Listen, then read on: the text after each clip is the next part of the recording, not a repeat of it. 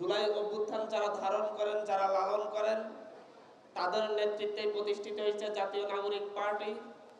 আজকে এই দিনে সেই জাতীয় নাগরিক পার্টির অধীনে আত্মপ্রকাশ করছে জাতীয় যুব শক্তি।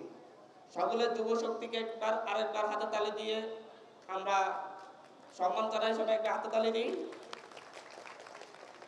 আমাদের এই যুব শক্তি গতানুগতিক রাজনৈতিক দলগুলোর মতো শুধুমাত্র লাঠিয়াল বাহিনী হিসেবে ব্যবহৃত হবে না।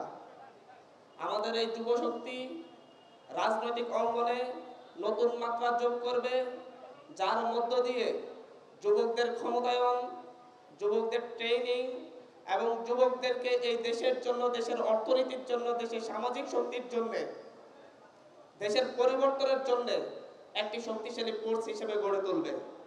যার ফলে যেভাবে দেশের অর্থনীতি উপকৃত হবে, একইভাবে দেশের সামাজিক মূল্যবোধ উপকৃত হবে ইনশাআল্লাহ। এই যুব শক্তির মধ্য দিয়েই আগামীর বাংলাদেশে যুবকদের যে রাজনীতি, সেই রাজনীতিতে নতুন মাত্রা পেতে যাচ্ছে।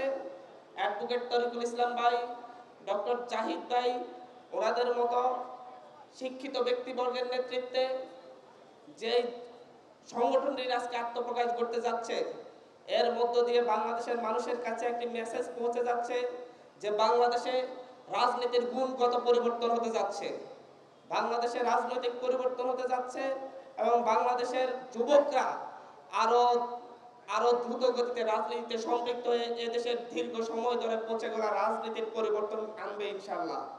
ধন্যবাদ জানাচ্ছি। জাতীয় যুব শক্তির উত্তরোত্তর সাফল্য কামনা করছি এবং আমরা সবাই মিলেই এই দেশটাকে গড়ে তুলব, এই দেশের জন্য কাজ করব। সকলে মিলেই এই দেশের জাতীয় পতাকাকে আমরা আরো সুউচ্চে ধারণ করবো ইনশাআল্লাহ। ধন্যবাদ সকলকে। আসসালামু আলাইকুম।